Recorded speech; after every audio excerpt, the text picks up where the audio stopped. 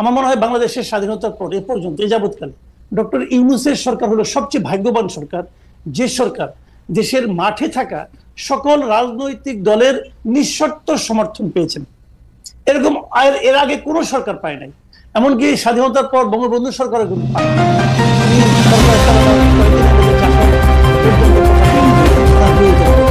এরকম একটা সমর্থন পাওয়া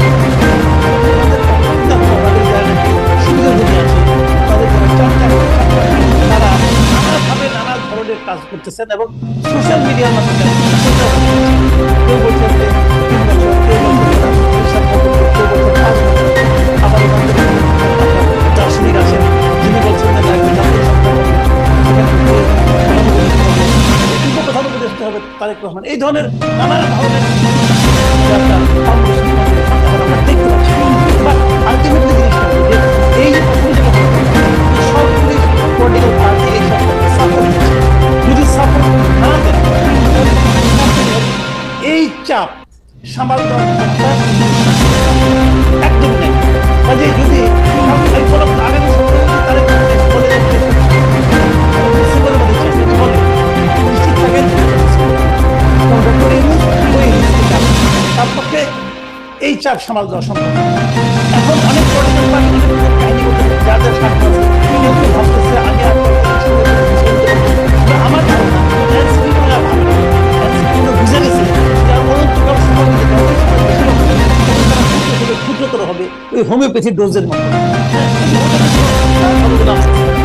এনসিপির আশা শেষ, কারণ জামাত হতে ভাবতে পারে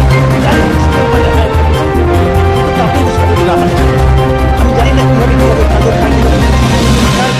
তবে আমি এটুকু মনে করি যদি পলিটিক্যাল পার্টি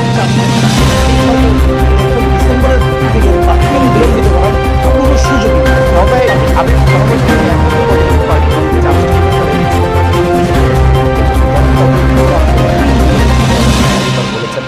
বড়জোর তিনি নানা কারণে সেটা কিন্তু বাড়িয়ে হাতে সময় রেখে কিন্তু পলিটিক্যাল পার্টি আমরা কিন্তু পলিটিক্যাল পার্টি সেটাকে আমরা বাদ করে রাখি। আমি একই প্রশ্ন আবার আপনাদের ভাই আপনার পরে একটু বলবেন, সেটা হচ্ছে যে আমরা দেখেছি যে আপনি আমরা সবাই করতে চাই যে সরকার এসব বিষয়ে অন্তর্বর্তী সরকার মোটামুটি ভালোভাবে সামাল দিতে পারায় এবং ডাকাতি ছিনতাই কিছুটা নিয়ন্ত্রণে আসায় দেশের প্রভাব বাড়ায় এবং বিভিন্ন ধরনের সম্মেলন নানা ধরনের আন্দোলন করতেন তারা বাংলাদেশে নানা পরিস্থিতি এসব বিষয়গুলো জনগণের বড় একটি অংশ এখানে আস্থা আমার যারা বিএনপি বা জামায়াত যে করেন যেসব পরিচিতরা তারাও অনেক এই দেশের আস্থা বেড়েছে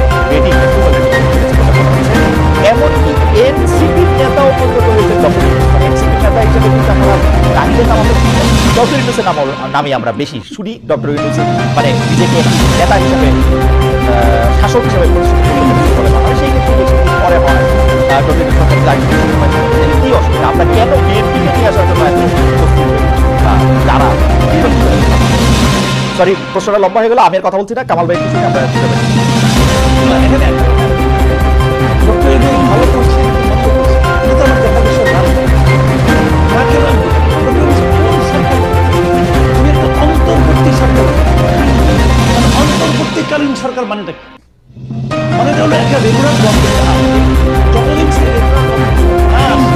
ততদিন সরকার পরিচালনা এবং রেগুলার গভর্নমেন্ট নির্বাচন সেই নির্বাচনটা অবাধ করার জন্য একটা সরকার সেটি হলো ডক্টর ইউনূসের সরকার। এই কথা কিন্তু মাথায় রাখতে হবে। এই সরকার রেগুলার গভর্নমেন্ট কাজ করবে না এবং অন্তর্বর্তী আপনি যে রমজানের সাফল্য আমরা যদি 1 মাস রমজানের শাকসবজির দাম কম কোনো সন্দেহ চালের দাম তেলের দাম কি কম ছিল না। এখন আপনি বলবেন যে চাল তেল রমজানের সবকিছু দামই বেশি ছিল, চালের দাম শাকসবজির দাম শাকসবজির দাম কম এটা আমাদের অবশ্যই নেই, আমি অস্বীকার করছি না। রমজান তো শেষ, এখন কি হচ্ছে আমার কাছে 3টা রিসিপ্ট পাঠাইছে, 3টা রিসিপ্ট সে মোহাম্মদপুরের একটা দোকান থেকে মায়ের দোকান চালের দোকান সেই দোকান থেকে সে জানুয়ারি মাসে 3 তারিখে 25 কেজি চাউলের 1 বস্তা চাউল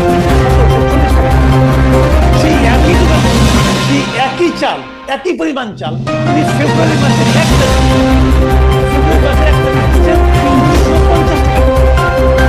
সেই একই দোকান একই পরিমাণ চাল উনি এপ্রিল মাসের 7 তারিখ 250 টাকা। কথাটা খেয়াল করেন, 4 মাসের ব্যবধান চাউলের দাম 17 থেকে 21 টাকা। একই দোকান একই জায়গায়। কাজে আর গতকাল কিন্তু আপনার তেলের দাম বেড়ে গেল 1 লাখ। না, তেলের দাম কম আছে, চাউলের দাম কম আছে, দাম বেড়েছে, আমাদের অনেক কথায় আমি শুনেছি, এখনো শুনতে পাই। সেগুলি ডক্টর ইউনূসের একটা অসাধারণ ক্রিয়া পায়। আপনি জানেন সোশ্যাল মিডিয়ায় এক ধরনের খুবই ট্রেন্ড রয়েছে। মাথায় রেখে যারা সোশ্যাল মিডিয়ায় বাজার করে বাবা, রান্না করে মা, ছেলে খায় আর খেতে খেতে স্ট্যান্ড। এটা মাথায় রাখবে, এটাই বাংলাদেশ এখন কি হচ্ছে। বাবাকে জিজ্ঞাসা করেন বাজার করতে, বাজার আমি যার দাম 80 টাকার কম আমি পাই নাই, আমি নিজে কিনি। টমেটো পেয়েছিলাম 50 টাকা, টমেটো ছাড়া প্রত্যেকটা আসবে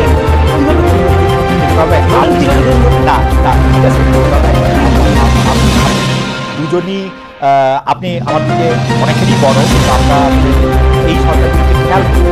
তো এই আওয়ামী লীগ সরকার, তার আগে যখন বিএনপি সরকার ছিল, তাদের যে তৃণমূল পর্যায়ে তাদের যে বাহিনী পাওয়ার এক্সারসাইজ করার একটা সিন্ডিকেট আছে। আমাকে আমার একজন গ্রামের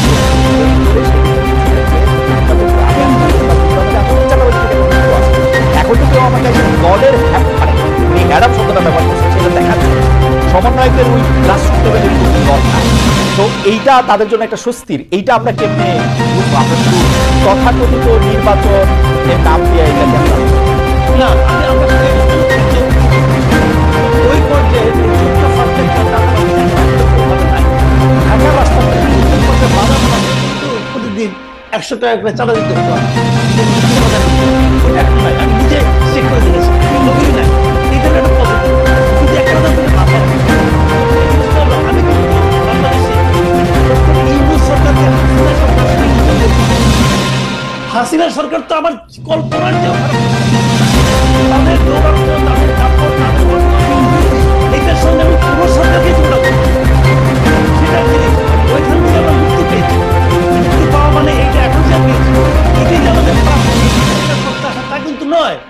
আমরা যে নিয়মতান্ত্রিক সরকারকে সামনে কোনো আপনি যতক্ষণ পর্যন্ত আপনাদের রেগুলার পলিটিক্যাল গভর্নমেন্ট আসবে, ততক্ষণ পর্যন্ত এই দেশে কোনো বিনিয়োগ আসবে না। সিঙ্গাপুর থেকে স্মার্ট করতে আসে আর উনি ওই মানে কি একটা বলবেন হয়ে গেল, হাসবেন হয়ে গেল, বিনিয়োগ আসবে না।